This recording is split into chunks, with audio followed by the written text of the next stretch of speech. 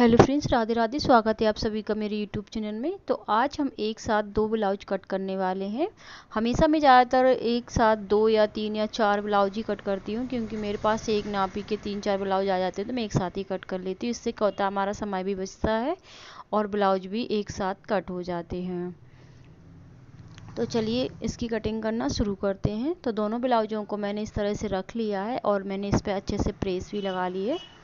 और अब हमें क्या करना है, यहाँ से सीधा कर लेते हैं। पहले सीधा करने के बाद में जितनी भी हमारी ब्लाउज की लंबाई है उसमें 2 इंच प्लस करके हमें निशान लगाना है। क्योंकि ये कॉटन का ब्लाउज है तो इसमें हमें 2 इंच प्लस करना होता है। अगर ये अस्तर वाला होता तो इसमें हम 1 इंच प्लस करते, क्योंकि इसमें हमें तुरपन के लिए फोल्ड करना होता है तो हमें 2 इंच प्लस करना होता है। तो इसलिए हमने 2 इंच इसमें ऐड करके यहाँ पे निशान लगा दिया है। और यहाँ से इसको सीधा कर लेते हैं। फिर हम शोल्डर के लिए निशान लगाएंगे। तो शोल्डर पट्टी हम यहाँ पे शोल्डर रखेंगे 5.25 इंच, ज़्यादा नहीं रखेंगे। 8 इंच इसका बैक नेक है तो उस हिसाब से हमें 5.25 इंच ही लेना है। और अब हम आर्म होल की लंबाई लेंगे। तो आर्म होल की लंबाई हम 6 इंच लेंगे और यहाँ से हम चेस्ट के लिए निशान लगाएंगे। फिर अब हमारी जो भी चेस्ट है उसका चौथा भाग हम यहाँ पे रखेंगे इस तरह से, और 1.5 इंच हम एक्स्ट्रा रखेंगे।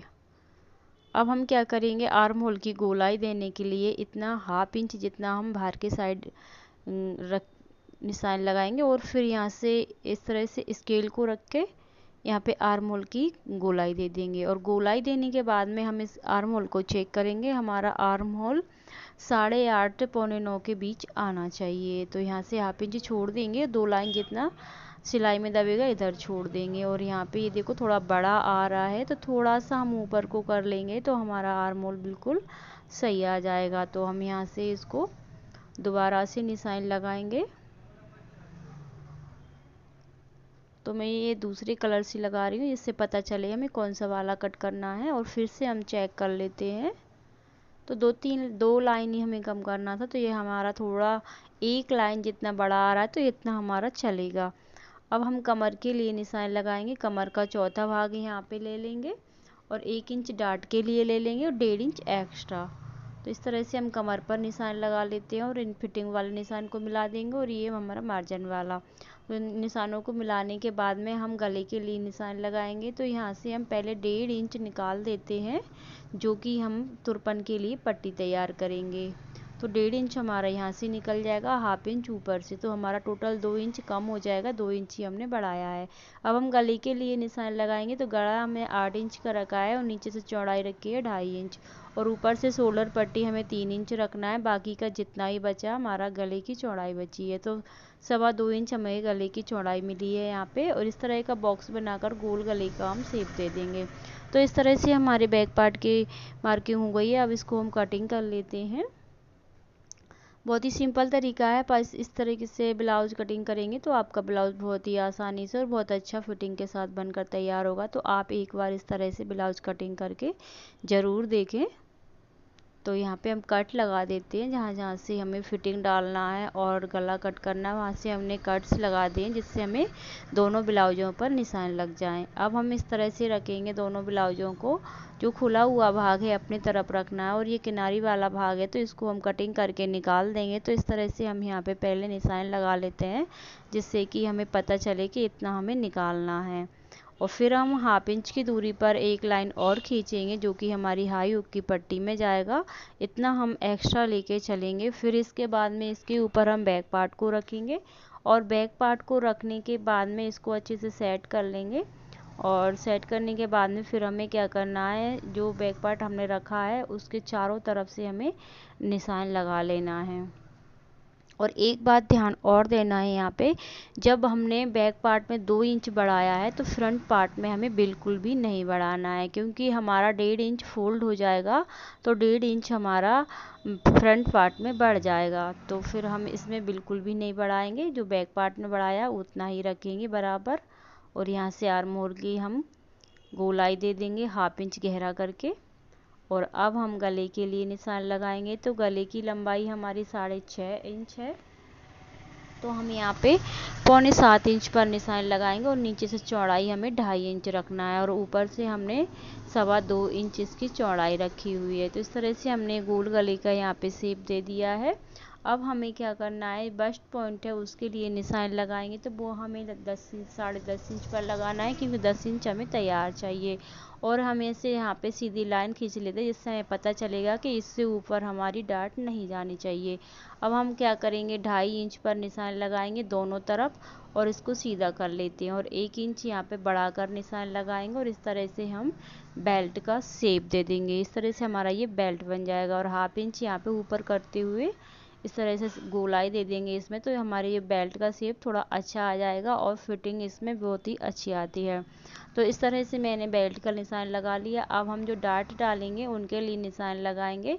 तो ये 3.25 इंच पर लगाई थी मैंने, 37-38 हमारी चेस्ट है उसके हिसाब से। और ये डाट डल जाएंगी यहाँ पे से, तो डाट अपने अपने हिसाब से आप डाल सकते हैं। डाटों में गैप हमें 1 से 1.5 इंच का रहना चाहिए यहाँ पे से, ये वाला। तो ये हमारी चारों डाट है, इस तरह से हमें डाल लेना है। अगर आप निशान लगाते हैं तो निशान लगा लें, अगर नहीं लगाते हैं तो सिलते टाइम में आपको बताऊंगी कि आप बिना निशान लगाए भी आसानी से ये डाटें डाल सकते हैं। तो सिलाई वाला वीडियो आप पूरा वॉच करेंगे तभी आपको इसमें समझ आएगा। तो इस तरह से मैंने पूरी मार्किंग कर ली है। यहाँ से इसका बेल्ट हम डबल करेंगे, तो कपड़े को हमने डबल कर लिया है और पहले हम बेल्ट निकालेंगे, इसके बाद में जो ऊपर वाला पार्ट है उसको बाद में कट करेंगे। पहले बेल्ट कट कर लेते हैं यहाँ पे से, क्योंकि डबल बेल्ट निकालना है हमें और फिर इसको निकाल देंगे। हमने कपड़े को डबल किया हुआ था, ये देखो इस तरह से। फिर बाकी का जो पार्ट है उसको भी हम इस तरह से कट कर लेते हैं। तो ये हमारा फ्रंट पार्ट भी कट हो चुका है इस तरह का। अब हमें क्या करना है, स्लीव्स कट करना है। तो स्लीव्स को हमने इस तरह से 4 फोल्ड करके रख लिया है और यहाँ से हम इसको सीधा कर लेंगे और यहाँ पे थोड़ा हमें जॉइंट लगाना है। जो हमारा ब्लैक कलर का कपड़ा दिख रहा है तो इतना हमें जॉइंट लगाना है।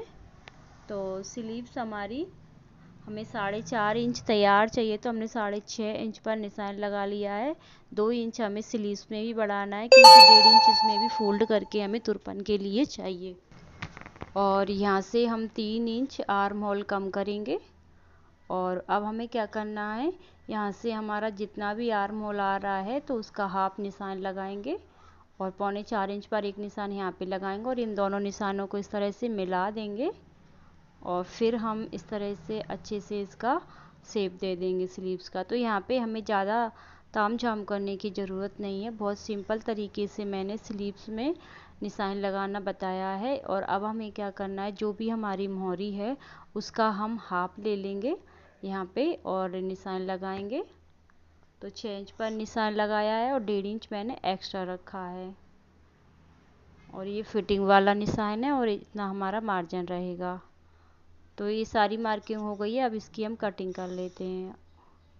तो स्लीव्स हमारी कट हो चुकी है इस तरह से और आप देख सकते हैं कितना सिंपल तरीके से मैंने स्लीव्स में निशान लगाना बताया हुआ है, तो आप भी इस तरह से लगा सकते हैं।